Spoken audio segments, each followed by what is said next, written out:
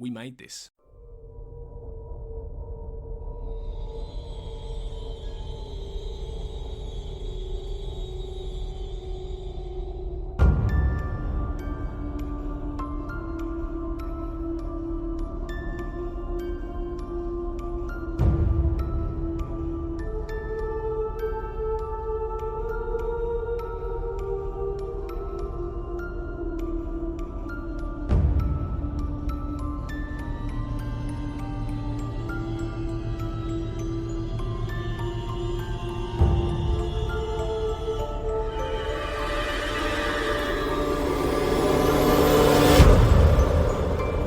Welcome to Chucky Vision, the podcast about Chucky and all things related to killer dolls here on the We Made This podcast network.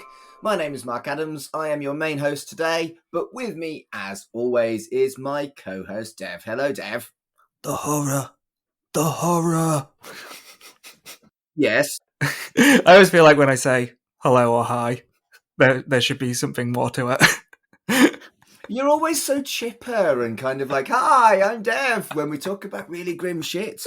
And we are talking about really grim shit today because we're looking at Series 2, Episode 6 of Chucky. He is risen indeed. And my heart, Dev. A lot happens in this episode. A lot. And some of it, well, quite a bit of it happens right at the very end. Oh, yes, but we'll talk about that in a bit. But oh, shit a brick. They really aren't letting up in this episode at all. This one was directed by... Actually, have we got any Chucky news? I don't think we have. No? Like, every day I've been fucking...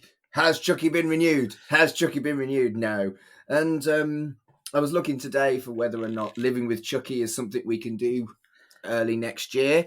And it is being released on a horror platform that I've forgotten the name of that you don't get in the UK. And I'm really cross because I think we're going to struggle to get to watch that, unfortunately, being British, which, dear. Yeah. But that's early 2023. Well, we've still got a little whiles left. So we'll keep an eye on it. We'll keep an eye on it. Yeah, but it really does frustrate me how difficult it is to watch our favourite franchise just because we happen to live in a different country to where it's produced. But I think I've had that rant a million times. So let's move on and talk about He Is Risen Indeed.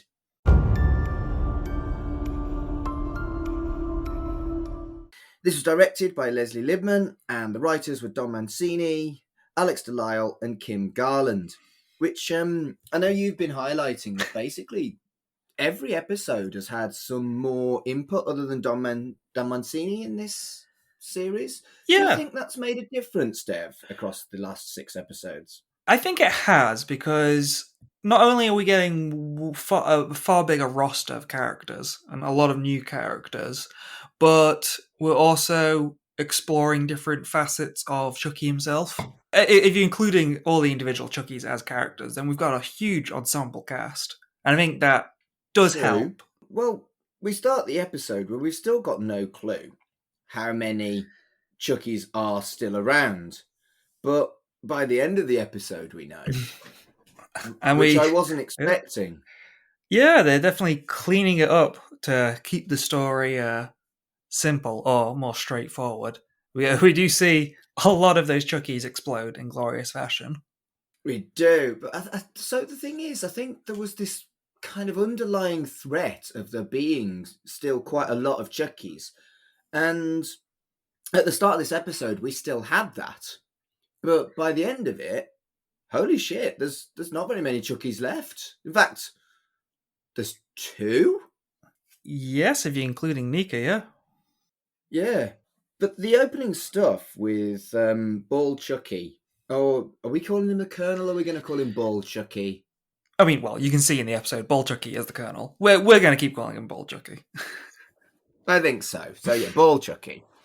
The torture is gruesome as fuck. Like, wow, start with some really nasty body horror. Does this count as cannibalism? As he's not actually a human? he has always had some meat inside him. Yes, that's what I was getting at. He does sort of become humanish, and it's never actually addressed. I wondered if it was going to come up later, but with all the strewn apart doll bodies in his little Evil Dead cabin, I do wonder if he's also been eating the other Chuckies Oh, in some weird yeah. symbolic way of proving that he's the prime Chucky. Yeah, no, it's interesting. We've had a conversation about who is the original Chucky previously, and you and I were saying, well, it was the head at the end of Cult of Chucky. Yes, but then he died in season 1. Yeah, he died in season 1, but his consciousness didn't go into Nika Chucky. No, with his death, then the Nika Chucky became the prime because Yeah. they're the oldest. But we get into a very interesting debate here, some dissent within the Chuckies about what makes Chucky Chucky. It's definitely really wild when you think about it, when they're talking about it. Like, this bald Chucky is going on about how he's the real Chucky, he hasn't lost his way, and yet he sounds like Marlon Brando. He himself has changed, and so that's a really interesting concept at this point, that there is potentially no OG Chucky left. No. We've always praised this franchise that ever since the 80s, Don Mancini has been telling one consistent story of Chucky. And I like that over the years, we've seen changes in Chucky. He's become more humorous and he's gone very silly and camp, with Bride and Seed, and then they tried to tone it back and stuff. But I like that within the story itself now, it's about Chucky changing. I think bringing in Dr. Mixter is an important part of this, because she still refers to him as Charlie, and I think what we're seeing is not the death of Chucky, but the death of Charles Lee Ray. Like, the Charles Lee Ray we knew is pretty much gone. Well, yes. So the original Charles Lee Ray that got put in the original doll in Child's Play, that consciousness made it all the way to the severed head that Andy had. I'm 99% sure that that's that. But all these subsequent soul splits and stuff, I think it might be getting to the point where is Bald Chucky and Nika Chucky are two of what was lots and lots and lots. But every time a Chucky dies, do they get more Chucky-ish, or do they lose some Chuckiness? I don't see it as them being a fraction of Chucky. I see it as a pure copying. Chucky clones himself. There are two Chuckies, and both of them are 100% Chucky. I'm saying more just over the years of being Chucky the doll. We've talked about it, the fact that he's a 70-plus-year-old man. He isn't, though, because when he's in this doll, he doesn't act or behave, like a 70-year-old man. Because of the form he's in, his personality has changed completely. Yeah, and I think almost an interesting comment on nature versus nurture, because there is, when Mixter was talking later on, how she was talking to Good Chucky about how she knew that there was some goodness in him. But I do want to bring up my one and only criticism here, since we're talking about Chucky and Mixter. Okay. You just said that we worked it out that Chucky is late 60s, early 70s. Oh, yeah, this was your point last week when I predicted it. And Mixter, surely she would need to be 90 to have been his therapist. Yeah. I'm on board with this, and I am enjoying it, but yes, her inclusion in this episode feels, I won't say rushed, but we're not meant to question it. It's a neat idea, but we're not meant to question the details of how exactly it works, because yeah, you're right, it shouldn't really make sense that she was his therapist. I mean, the absolute youngest she could be, let's say She was 20, Yeah. and at that point, Charles was 10. So that means she's got to be around 85, 80 to 85. And I don't feel like this lady looked that old. Yeah, Rosemary Dunsmore is 69. She's not even 70. So she is younger Right. than Brad Dourif. So that doesn't make sense time-wise. No, it doesn't. I think when I said that and you brought it up, I was like, oh, maybe she's just his friend or something. Like, that makes more sense if they were the same age. But I think this is something that maybe most people wouldn't really think about, because Chucky the doll is almost ageless and looks like a child because it's a doll. I think we're being super kind of fan wanky fucking nitpicky on this, but it didn't make sense to me. It didn't. Yeah, no, I agree. It's something that I'm not going to raise a fuss about, but at the same time, this is a franchise which rewards the audience with how consistent it is in its canon. Mm. And this is just like a technical thing it expects us to step over. Yeah. But what I do like is I like the Mixter character. I like how she is incredibly enthusiastic, and she's been fucked up since Charles Lee Ray was a kid and still got away with it. It makes her, in a way, a lot like Tiffany when you think about it. Like, really kind of scheming, hiding shit, but she's better at it than Tiffany because she's continued to be a therapist for all this time whilst genuinely being completely fucked up and evil and on side with Charlie, as she's calling him. And I really like that. I think that's makes the character at least interesting.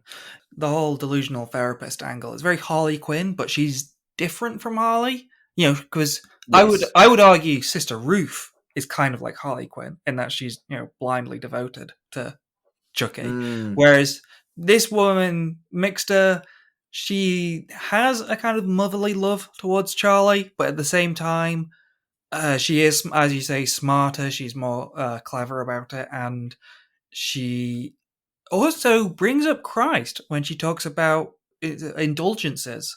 It ties in with what Don has been doing with religion, how she seemingly believes that he has a purpose.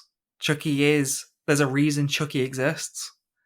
Which, we've got 2 episodes left, and I imagine the next episode we might get a bit more, because I feel like there's definitely more story to mine here, because she, like Tiffany, she knew Charles, not Chucky. So Yes. she has been on board with this from a very early age. And also, I just want to know what she's been doing. Chucky has been doing his thing in doll form for decades, and she's only just gotten involved. Yeah. I would like it to be that she's always been behind the scenes. I think that would be interesting, that maybe in flashbacks you could even see that she was watching during Bride of Chucky, or kind of handed him a knife in Cult of Chucky or whatever. You know, I think that would be quite fun, that this character could be something that we've not seen on screen, but it's written in a way that you could see that she had an influence that we never knew, maybe. Yeah, that's very Saw-like, and I always enjoy the silly melodrama of the Saw sequels. Whenever they bring up a new character who's always been there the whole time. I really liked Saw, and I've always found the way they did that really, really interesting, because obviously the first film is so completely standalone, and then they just build this incredible, crazy fucking world where 3 films later you see what happened to Marky Mark. And yeah, it was great. I loved the Saw films. But, I love the Saw. So yeah, you're right. It's a Saw vibe, and I would like to see that with this character, with Mixter. I just wonder if the pace we're going at, whether or not a lot of her backstory will be stuff we have to step over. I'm just wondering. Maybe. Apprehensively. Because she's clever and smart and everything. Once we get the reveal that she's evil, she's very evil this episode. Oh, she's deliciously evil. I love where she just gets back to the school and she doesn't fucking care. She's just like, I'm evil now. And it's like, fucking hell. She goes from like 0 to 60 in seconds, and it's fucking great, and I loved it. But I think she almost represents the pace of this series as a whole. That character goes from 0 to 60 because this whole series has been going from 0 to 60. But moving quickly back to we haven't even got to the credits yet. But I think what's really interesting about this scene is that Andy's trauma and madness is pretty much complete here. He is absolutely fucked. It's really, really grim, and it's really well done, I think. And stuff like he hasn't had a shave for a year, and yeah, it was all really, really, really grim. And poor Andy. Yeah. They didn't even give him the dignity of killing him. Yeah, slowly eating him is such a dark move, similar to the Nika one, and it's really part of the focus of this episode with Andy and Nika. You know, Nika herself says they really have taken almost everything from us, haven't they? And the joy of seeing these actors return time and time again means that these characters have to go through horrors again and again. And it chips away at them. So we finally got to the credits, and it is Bald Chucky's, which at the time made me really excited. But Bald Chucky is not who we thought he was. He was played for comedy in the first episode, wasn't he? And in the last year since that, I didn't get a knife, you got it. It was given out at orientation. He was definitely played for laughs. But he is definitely not lols here, is he? No, he's very serious, which is what I noted about the whole idea of there being no true Charles Lee Ray left. You know, he's saying that he's the prime Chucky, but the prime Chucky we know has always been quite darkly humorous, and Bald Chucky takes himself very seriously. Even in the first 3 films, Chucky took some kind of childish delight and gleeful nastiness. Whereas this doesn't even feel gleeful. This just feels malevolent and cruel. Yeah, it's very dark. Yeah. I will say, when you said how he turns into this colonel over the past year, we do see in the flashback of the crash, he is already doing the Marlon Brando voice then, which is approximately 90 seconds after the other scene we were just talking about, when he's talking about orientation. Yeah. Almost like he's an opportunist, Chucky. Possibly. I'll take that excuse, yeah. I mean, I won't complain about this character at all, because I do love Bald Chucky. The Colonel is he steals the show. He's with some of his lines in this. And I did see on Twitter, Fiona said that for months, Brad was just pacing around his house, just doing this voice, trying to get it right. Brilliant. So, I do this every fucking week now, but again with the spoilers, by the end of the credits at the start, we knew that Kyle and Nika were in it, but we also knew that Tiffany wasn't. Because, again, I don't know. I think when you've got actors that are only in certain episodes, I think it is a bit of a spoiler to have the actors' names telling you which characters are going to be in this episode. Yeah. It's a thing that I think they do have some control over, but evidently they don't exercise that control often. Right, move on, because I moan about it every week. So I don't know about you. I didn't know you during the lockdowns, really, and I didn't get on well with lockdowns and being kind of trapped and feeling imprisoned. And so I don't like the word triggered, but there was definitely something about the lockdown and people being trapped in their rooms that kind of resonated with me, and kind of hunched my shoulders and really didn't like it. And I think even more so than it ever was before, having experienced the COVID lockdowns and how they didn't do me much good, there's something about that lockdown that really kind of scared me. A lot more than any gore probably could these days. That's a good point. That's a good point. I didn't put it together, lockdown on lockdown, but yeah, I wonder since I remember with season 1, Don very purposefully avoided any mentions of COVID in reality. And yeah, I wonder if this, you make a good parallel, whether or not this was intentional. I'm not sure it was. I think it was just something that I noticed because lockdowns were not good for Mark. And I think because of the lockdowns, I have more of a fear of being trapped and being imprisoned and locked down, I guess. So, yeah, it was an interesting one and not something I expected because, like you said, there was no, to me, I don't think COVID-19 exists or existed in Chucky, the Chucky world where Britney Spears is dead.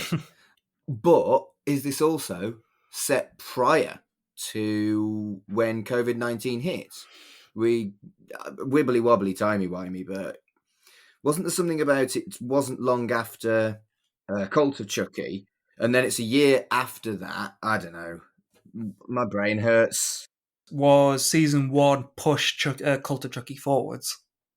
So that was set in real time, Right. and this is set in real time. Right. So basically, COVID-19 didn't exist in this world, or it's something that hasn't been relevant to the plot whatsoever. Interesting. I'll just say about the lockdown, I didn't even know these kids could leave. So the big speech about nobody being able to leave, like rooms, I guess, is a bit, of a lockdown, but I didn't know these kids are allowed to leave. So with all the mentions of it being like a prison, I kind of thought it was. Yeah, you're right. And I guess it's kind of supposed to be closer to juvie when you're in a lock and you're trapped in your rooms kind of thing. I don't know what your point is going to be, but we did miss the other big Chucky in this episode. We missed Buff Chucky and Sister Ruth.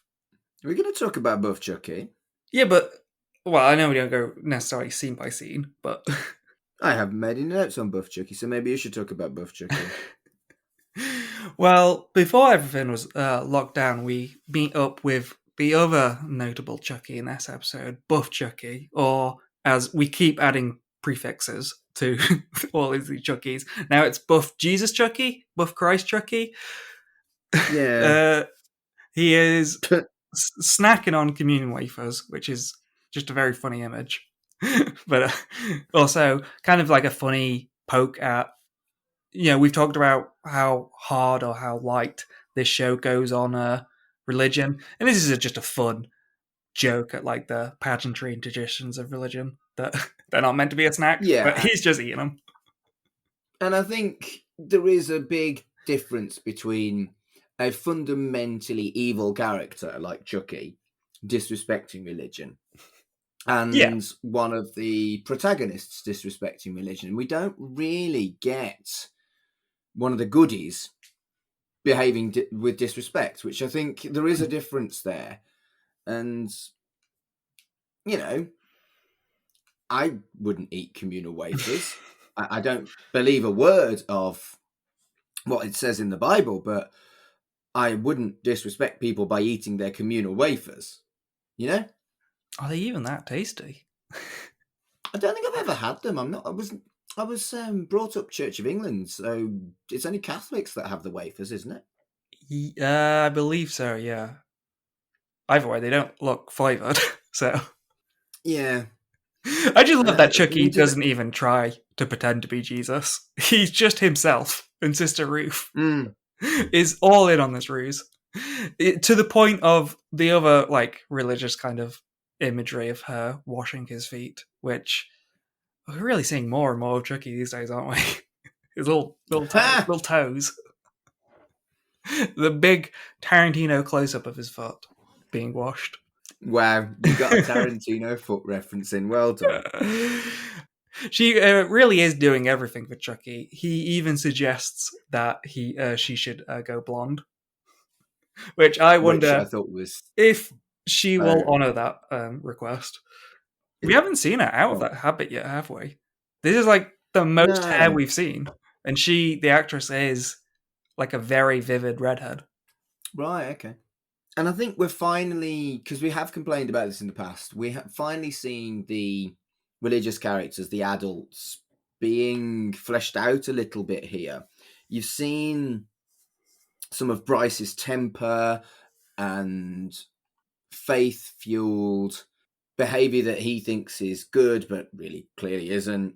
And you've seen the development of how her dedication and devotion is to her detriment with Sister Ruth. But I think what we see in the scene with Bryce and Catherine, it's really interesting that they both cherry pick the Bible. Yeah, there's definitely a lot of the whole scene is about that, isn't it?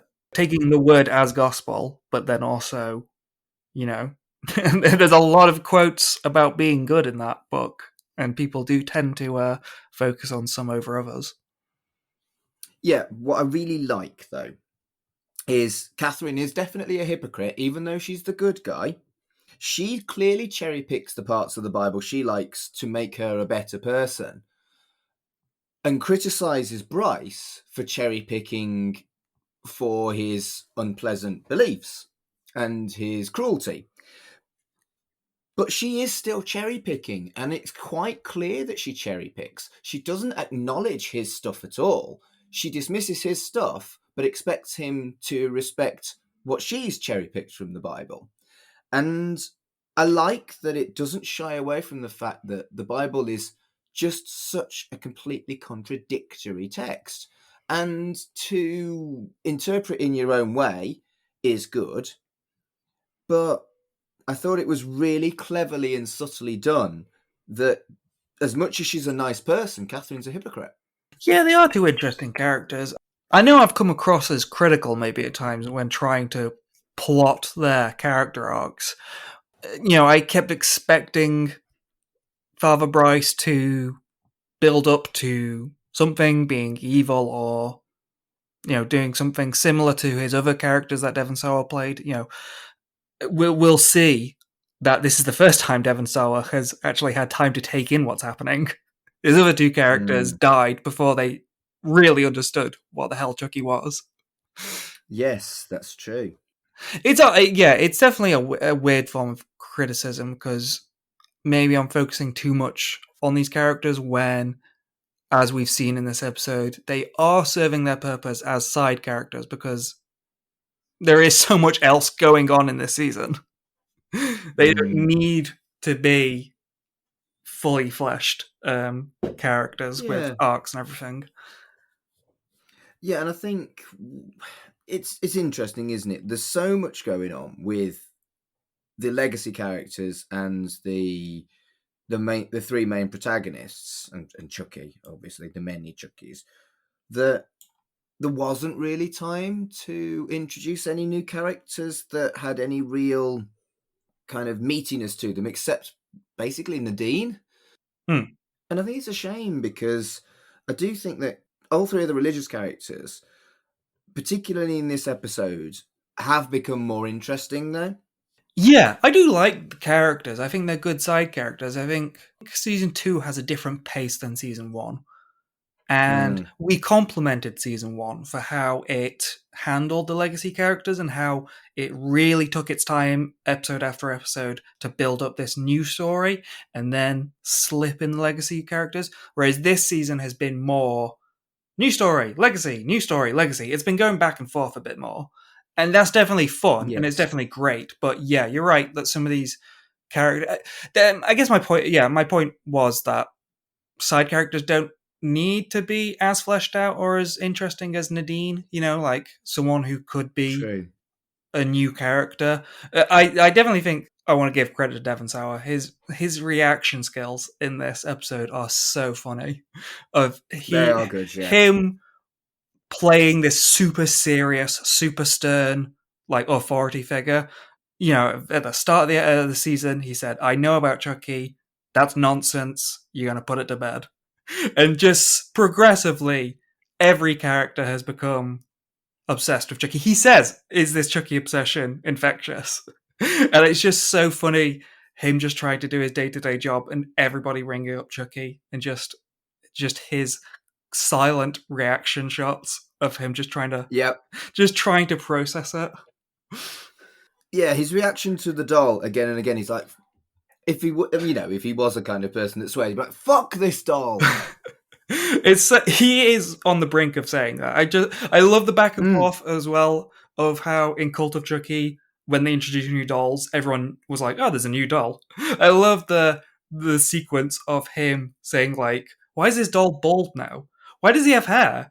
Wait, are there two Chuckies?" But the reality is, when there's so many Chuckies, the way to differentiate them has to be really visual, because people look different. These dolls do not. So, yeah, I think it's done really well, but also Devon Sawa's reactions does give it a kind of tongue-in-cheekness as well. Yeah, I did love how he completely no-sold the fact that the doll Sister Ruth brought out, who was meant to be Christ, was also ripped as shit. Mm. Well, he had been to the gym. I love how he had time to go to the gym. He's been doing this past year, bulking up. Well, no, but he went to the gym when he was at the school. He said he'd been to the gym. Brilliant. So, going back to that scene, I really like how the plan just works. Because if you know someone like Sister Catherine, you expect her to show the kind of Christian goodness and kindness and taking in the poor that you really, really should do as a Christian person. And it's interesting that she has to convince Bryce, who is supposed to be very pious. And I really like that. And I'm glad that it worked, because it makes perfect sense. We found this homeless person. He needs help. This is a Christian establishment. We should help him. And it's perfect in its simplicity. Yeah, it is very clever. It's a very clever way of getting Andy into the building. I will say maybe it also fits her character as well, the fact that she is so modern and accepting, but at the same time, we talked about how she downplayed the crucified doll with Devon, and here Father Bryce kind of makes a good point that there have been several deaths at this school, and all of a sudden we're bringing in some guy we don't know. We want to try to lock it down. And then Sister Catherine does just leave him alone with scissors and who knows what else. True. So let's talk about Glenda, because they don't come across as any more evil than Glenn in their scenes in this episode. In fact, they come across as a kind of, they hate the nightmares as much as Glenn does. And that wasn't the impression we got at the end of Seed. But I think it's interesting that, they made their different choices to their sibling.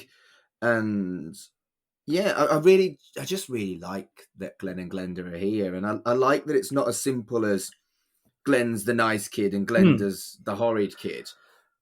And yeah, I thought it was really nicely done that they talk to each other like twins do. And they believe that they're twins, obviously. Or they did. Yeah, I agree. There's definitely nuance to both of these characters. I think, as we saw, Glenda, and it's mentioned by Chucky that Glenda has killed, but just recently Glenda has killed, but they have a gun pointed at Kyle, and they don't want to kill her because they don't feel the need to. They don't want to, like Chucky. And that's interesting to see what lines they'll cross. And I think we'll see the parallel with Glenn, that, Glenn is the nice one and Glenn doesn't kill, but maybe they will if they're pushed to. But I really did enjoy this scene with Glenda and Kyle and Nika Chucky and Nika in a weird way. Oh, thank God. Nika is not actively being tortured for once. I know, right? She's still done with it, but she is at least just relaxing a little bit, which we haven't seen since, Cult of Chucky. Yeah, she's having a little bit of peace, even if she's got to chat to Chucky now, and I love kind of the acting from Fiona Dourif. She's just resolved to her life being shit, and this is the least shit it's been for a while. So she's still tired and she still hates it, but it's like, bit of peace. And there's stuff like Kyle's ear, just suddenly she's lost an ear, and that was like, oh wow. And just there then, with just 3 to 5 seconds in a scene, shows you just how much being involved with this shit can and will affect people. I thought that was really nice and subtle. Yeah, I really like that. It's the same thing with Andy. It's cool to see an actor come back, but Don never just brings a character back as we know them. He always acknowledges that there have been years, or there's been months, there has been time between the last time we've seen them and seen them now, and they've changed as a person. And just this little detail of the fact that she survived the explosion, or as Chucky says, you're telling me not one person died in that explosion. Yes. She survived, but she was injured. And I think the not one person died thing is kind of a gentle meta nod to the fact that everyone should have died, but for kind of plot and story purposes. Yeah, and I think that was a nice little, almost not a nod to its silliness, but also kind of almost a nod to how daft and meta the franchise got in Bride and Seed as well.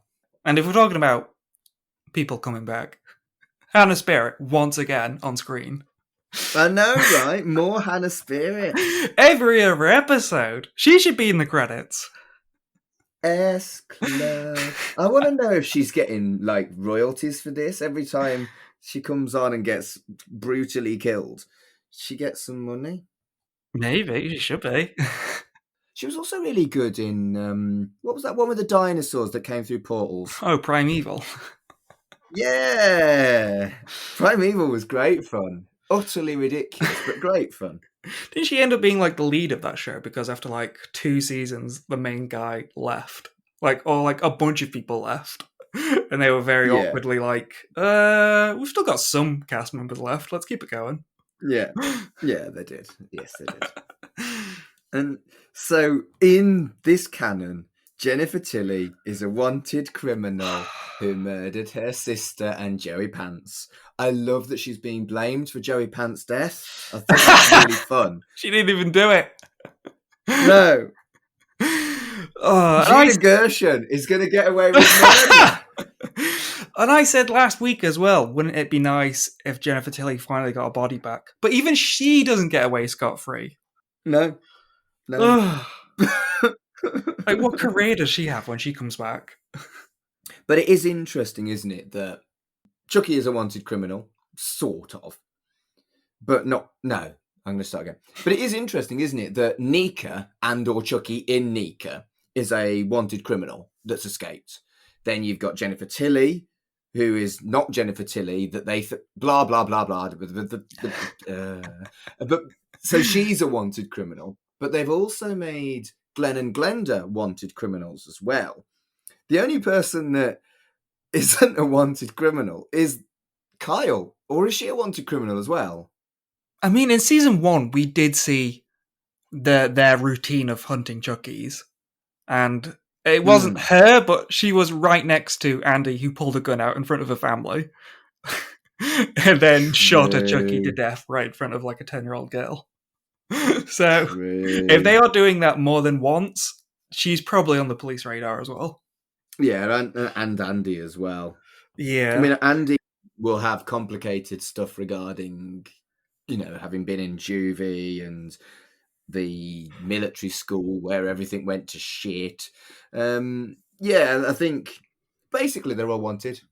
And they're all certainly on a list. Oh, we've got another criticism, by the way. Oh, here we go. In one episode. Did you think that the fly was a bit naff? It looked like a joke fly out of a Christmas cracker. Which bit? When it was dead or when it was flying around? When it was dead, when there was a knife in it, you could tell that it was a shitty plastic wings. I don't know. I guess I didn't look at it too closely. Credit for practical effects. I prefer that to a CGI fly, but it really did look like a fly from a Christmas cracker. And I don't know. I think some of the green screen is a bit. I did notice it's good for a lot of the time because they're green screening the people out and Chucky is there like on tables and stuff. I did notice that very odd shot before when bald Chucky is outside, and it's also like a continuity thing because you see buff Chucky look through the blinds down at bald Chucky. Then there's a shot of him waving out of the open window, and then the next shot is him looking through the blinds again.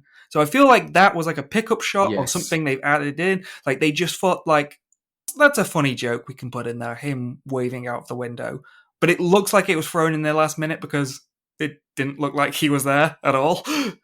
Yeah, I was actually going to mention that was quite naff, that green screen with buff Chucky. So there are some bits where they're clearly stretching their budget and they need to kind of cut some corners, and it did feel like a joke shop fly when it was stabbed. When when the effects are good, they're great. Like that scene with the fly, when it cuts back to Chucky reacting to it, there's a bit of with good Chucky, his eyes are like wide open and he almost has no brow whatsoever, so he looks very happy. There's just a little bit of that brow coming back where he almost looks sinister. Yeah. And I think noticing that he wasn't sick was a big deal. And it also kind of ruined their tender moment as well. Oh, yeah. Yeah, it was nice to see them holding hands and stuff. Yeah, we didn't really get a huge breakup like we suspected last time, did we? No, they haven't broken up. They're going to stay. They're going to stay together forever. They're going to be the perfect gay couple. They're going to make me happy, and there's not going to be any bad shit happen to them. The end. End of the film. End of the teleseries. End of the podcast. It's all about love. Yay. That's not what's going to happen, is it, Dev? Well, it depends on how many seasons they get. I don't want them to die. I want them to love each other forever, and I don't want any of them to die. I admire that it could have been set up for a major breakup, but they stayed together. It's stronger. They're stronger than that. It's actually interesting, isn't it, that despite the breakneck speed of this series, that there's still time to explore a genuine, loving relationship between two young men, which I think is great. And I think it is important to have that as a focus as well. I mean, speaking of breakneck, Father Bryce made him read Leviticus last week. He hasn't brought that up this week, did he? No, and they're in the same room together, actually. They've been locked down. Yeah, he kept them in the same room. Huh. Right, but here's the thing, right? It's all a bit kind of crazy, the lockdowns, but no, it's a mistake, isn't it? He's got a lot on his plate. He was feverishly highlighting the Bible when Sister Ruth came in to annoy him. He was. I actually felt really sorry for Ruth in this episode. He was genuinely nasty to her and should have maybe been kinder to her, called her a heretic. I think he was actually cruel to her, which I'm not sure he's ever actually cruel to Catherine. He definitely bobs with her, but then she hits back just as hard. And I think maybe that's it, because Ruth is so timid and subservient to him. Maybe it kind of stung me a bit more how actively nasty he was to her. Yeah, I think you're probably right there. So the next scene is something that very much escalated quickly, because Buff Chucky was like, hi, when he arrived, and suddenly they're fighting. But I want to question something about Bald and Buff, because Buff is clearly thick and Bald is clearly brighter, and he even uses the term mind over muscle. But they're the same person. So have the roids melted his brain? I can understand how they can have different life paths which change the way they are physically, or the way that they progress as a character. I can understand the way their experiences will change who they are, or what they've learned will change who they are. But a genuine intelligence difference makes no sense to me. I think it's just more how they use their intelligence. Chucky, in all of his forms, is quite headstrong. He has moments of cleverness, like, take Child's Play 1, where he blows up Eddie with the gas. That's a clever thing. Or the bullet switch in Child's Play 3. Yeah, or the bullet switch, he has those moments of intelligence, but at the same time, he's like a rabid dog. He will constantly come after you. And I think with the muscles, I mean, they say in the scene, Bull Chucky says something to the effect of, just because you think you're buff, that makes you better. And Buff Chucky says, yeah. So I think his muscles and his strength is just kind of like a gun. It just, it's like having a gun. It just made him more confident that he was going to win. Okay, so that makes sense. And you think that Bull Chucky has become more patient and focused his intelligence, whereas Buff Chucky, okay, all right, I'll buy that for $1. You've actually answered my question with some sense. Good. I didn't think you'd be able to. But what I do like is that the clever one wins. Yeah, and in a really unique way, because it's another doll-on-doll fight, which we just had the other episode, and this one comes with a twist. It doesn't give us the same thing twice. They both come in with blades, but they don't even get to, smash them against each other once. Buff Chucky is dead before he can even start the fight. Well, they literally say the fight is already finished.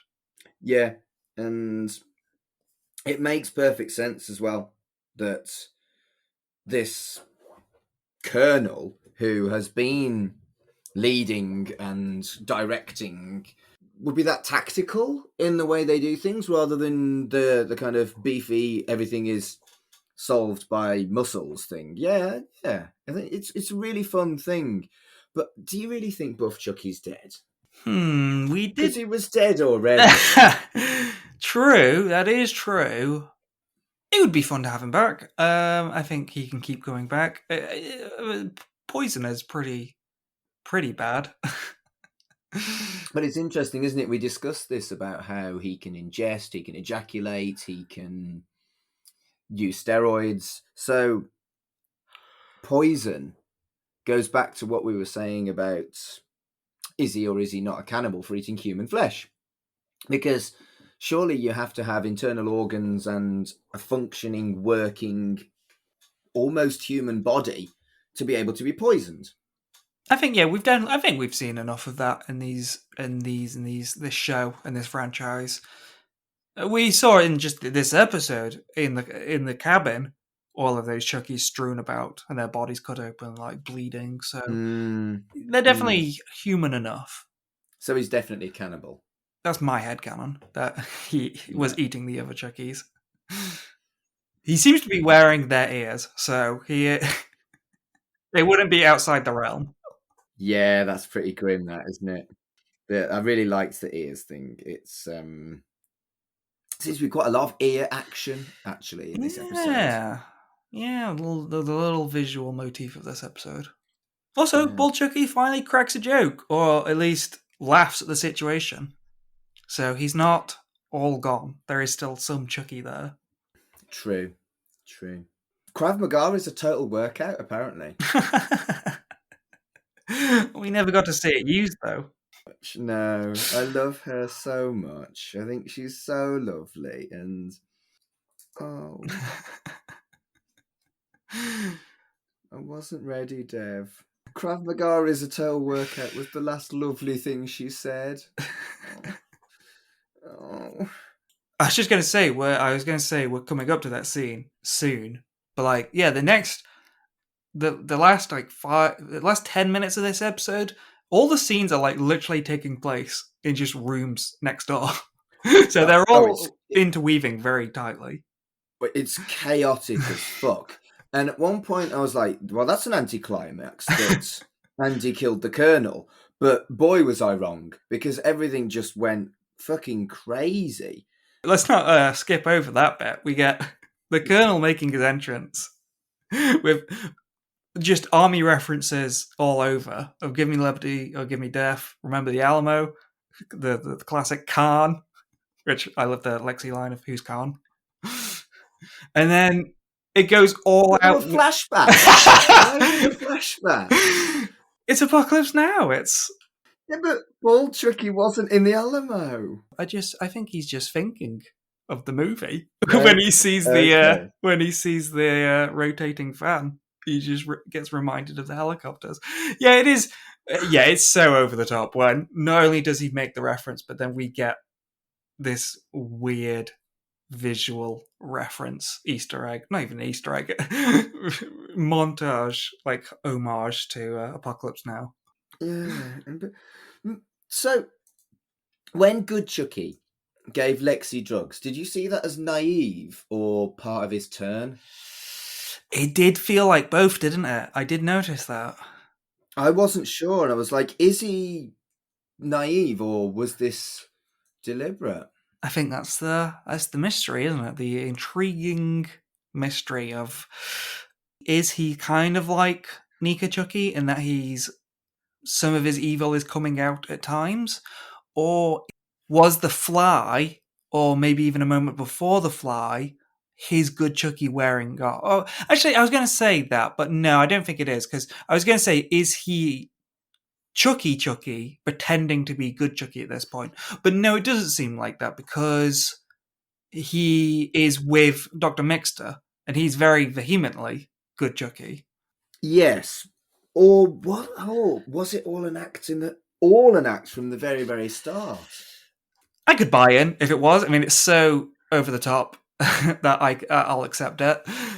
I can roll with that. That the fact that he was yelling, "Please, I'm being kidnapped," just to cause more chaos, because that is the moment where Dr. Mixter has a snap.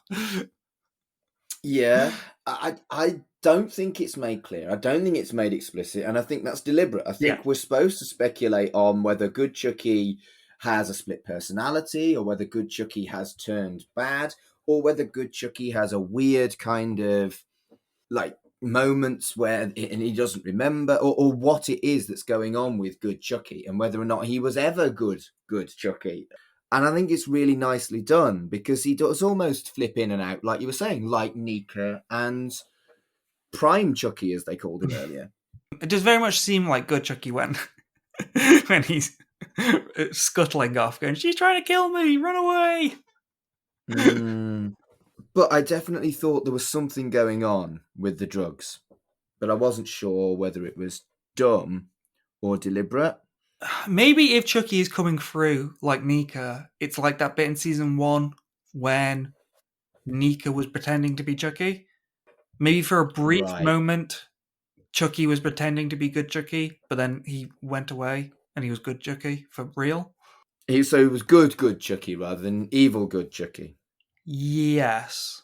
Maybe. As I say, the suspense is intentional, and this will be cleared up. This is definitely something we want to find out. So if it is that there's kind of like two elements to this doll, do we have to now call them good Chucky and bad Good Chucky? Well, I can just do simple Good Chucky and just Chucky. Because he was just Chucky before. It's true. Well, no, he was Scout Chucky, wasn't it? Fuck me. Before we get to the where everything kicks off, we do have the bizarre little moment of Sister Ruth kissing Chucky's feet. Oh, I don't want to talk about feet. I'm not going to go into detail. It's a bizarrely tender scene where she delivers the scene very sincerely. Are you sure you don't want to go into detail? I think twice you've brought up feet now, David. It's twice the TV show has brought up Chucky feet. Right, but I was going to ignore it both times. But We can't just ignore the fact... I want to talk about feet. I'm Deb. I've got a fetish. We cannot just ignore the fact that Chucky gets out his feet. Well, someone gets out Chucky's feet and then kisses them. I absolutely wanted to. Because I really don't like feet. Whereas you're like, I love feet. Let's talk about feet. Do you want to talk about feet, Mark? No, I don't want to talk about feet. I'm just mentioning it. I just think it's a very sincere scene because from her point of view, Jesus Christ has just died again. Which must be pretty severe on her. Like, I met Jesus Christ, and then he got poisoned off screen. I didn't see him die. Dear. And all through in this, right? You know how like there's lots of Jennifer Tilly digs. Why have they started giving Christina Leese a bit of a pummeling as well? Not my type, and you've got bad hair. Fucking hell! She needs that leather skull cap back.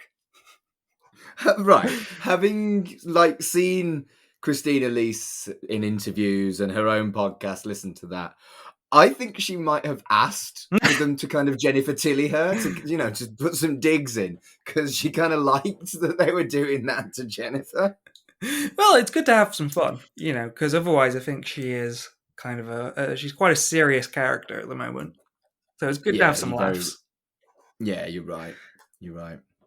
I was not ready for Catherine to get shot. No, that was a split-second moment where it was like a 50-50 coin flip. Like, who just died? Did it? And, much like the explosion, no one died. But yeah, Catherine did get shot in the arm. Like, everything is kicking off. And it feels like we've got 2 episodes left. This feels like it's going into the finale. The fact that the therapist walked up with another Chucky. The Chucky started talking, and then she pulled out a gun and shot her sister. Yeah. The cat is out of the bag. It was so fast and so chaotic, and I loved it. I didn't have time to really consider whether or not the scissors in the back of their head was an anticlimax, because by the time I was thinking, oh, that's a bit of an anticlimax, some other crazy had happened. Yeah, she's then flying down the stairs of Andy. And then Dev. I can't even say it. Defenestration. Chucky has too many favorite ways to kill. It seems like every time he kills someone, that's always his favorite way.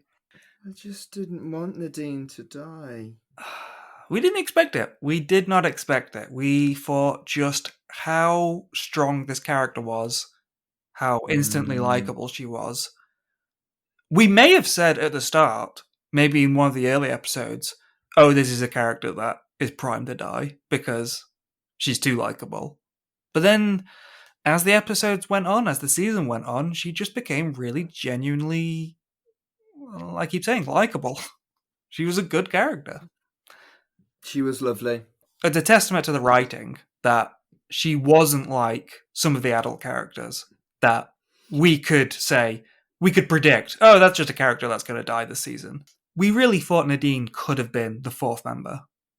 I think that's it. I think you're absolutely right that we were expecting Ruth, Catherine, and maybe even Bryce to die. But because they really kind of gave us a fleshed out, really lovable character that instantly became the 4th member again, once, almost like a replacement for Junior in the main cast.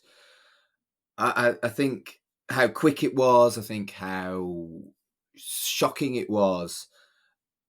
It was like, no, she's got to survive. Oh, she's definitely not going to survive. Everything about it was so fast. Yeah, the fall, the death, just how close it was to the end of the episode. And again, this is episode 6 out of 8. So, like we said, she did die before any of these adult characters that we predicted or we assumed would die. So yeah, this is a kind of emotional death that one might expect in a season finale, but to happen at this point is so unpredictable. Yeah, it was genuinely shocking to me. It was genuinely shocking to me but I guess we were surprised the way Trevor's story went as well. So yeah, I just think it's been so well done. But just her glass is breaking, and Dev, I'm sad. It fits the episode. Just how Nika said, they've taken everything away from us. We've talked about Nika, we've talked about Andy, and again here, yeah, we've lost someone that is going to affect all of the kids. But yeah, then that was how the episode ended, with just dead Nadine in the arms of the Virgin Mary. Yeah, and this wasn't the ending, but just to wrap it up with the adults, Nixter, however old she's meant to be, manages to knock out Andy and then comes back up the stairs and points a gun at her, Catherine and Bryce. So we've got 2 episodes left. I cannot even begin to predict what this finale is going to be, since we have a whole episode left before the final episode. I think around this time last year, we did some polls on who people think's going to survive and who people think's going to die. Should we do that again? Yes, let's do that again. Oh, I don't want to. I don't want any one of them. I want all the bad people to die, but I don't want all the nice people to die. But who are the truly bad people? Just Dr. Mixter, really, isn't it? True. Well, Bryce isn't particularly nice. No, but in a human way, not in a killer way. I liked that he responded so quickly to Sister Catherine getting shot. You got that very genuine, like, confusion and fear of like, oh, my coworker and my friend just got shot. I think that would be really interesting if whatever happens with that cliffhanger with them, now we finally got a Devon Sawa that might be on the side of good, on the side of the good guys. Maybe. I mean, he does mention the Vatican, so I think he still assumes this is the devil. Yeah, I think that was fun. The we need to call the police. I think we need to call the Vatican. I thought that was a really nice, a nice line. That was. It was really good. So, Dave, did you watch the Next Time on Chucky thing? I didn't. Let me look it up now. For fuck's sake! Right, you do that. Okay, I'm going to send you this because you know what I just said about Bryce maybe being a good guy. Yeah. Okay, let me send you this. Okay, next episode looks insane, and also is somehow not the finale. Yeah, and our reactions live because next episode looks insane. Right, so you want me to watch this because you haven't watched it? All right. No, I just watched it. It's 15 seconds. Just what? Oh, fuck off. I mean, obviously it's a Exorcist parody next week, isn't it? And there was Silence of the Lambs shit in there as well. What did I say? We could not predict where this show was going to go. And we got a double bill of Silence of the Lambs of The Exorcist. Oh, it's going to be offensive, isn't it? We'll get confirmation on whether or not an exorcism even works. Like, if voodoo is real, then is Catholicism real? Oh, don't. Do you remember when I said, wouldn't it be nice if John Bishop was in it? Or someone who was like a legitimate voodoo practitioner? At no point did I expect the power of Christ compelled me, for fuck's sake. Well, this is not the final episode, so I'm guessing at the end of the day, it's not going to work. I was going to say the power of Christ does not compel him, probably. Oh, dear. Well, it's going to be batshit, and I'm very excited. So, Dev, another episode of Chucky Vision. We are 3/4 of the way through our coverage of Series 2. Mate, it's been flying by. Every episode, we keep saying 0 to 60. And 60 maybe is too low. It's like 120. This has been a fast-paced season. True. Very true. Do you want to very quickly do where people can find us on the internet, or should we just skip that shite? It's still the same. At Mike Adams HC. At Absolute Travesty, at Chucky Vision. And none of them are paid for. There'll be no verification ticks on ours. Oh, fucking yeah. Let's not... Yeah. Thank you for listening to another episode of Chucky Vision. I've been Mark, he's been Dev, and until next time, I'm not going to do that. I'm just not going to try and do that voice. I'm just going to do a standard one. Wanna play? Which voice were you trying to do? Not Marlon Brando. Yeah, no, he's gone. We don't have to try anymore. Good. Wanna play? There we go. Bye. CHUCKYVISION is a podcast brought to you by the We Made This network. Follow us on Twitter at CHUCKYVISION. Follow the network on Twitter at WMT_network. Our website is WeMadeThisNetwork.com. The logo was designed by Dev, and the theme tune composed by Dark Fantasy Studios.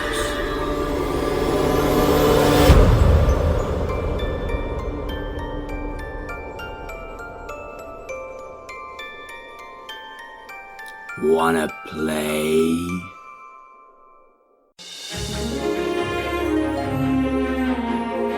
Hi folks, this is Tony Black, co-host and producer of Between the Notes, a podcast all about the music of film and television.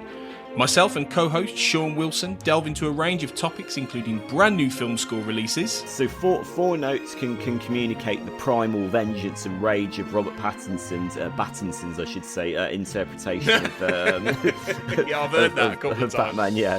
Focuses on specific composers such as Ennio Morricone. Just to put this in context, Gwyneth Paltrow got an Oscar before Ennio Morricone did. I mean, how does that...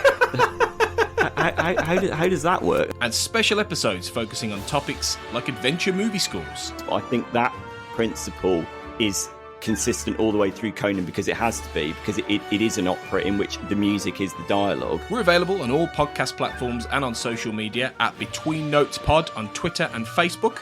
So please subscribe, get in touch, and join us to discuss the sounds of cinema and television. Between the Notes.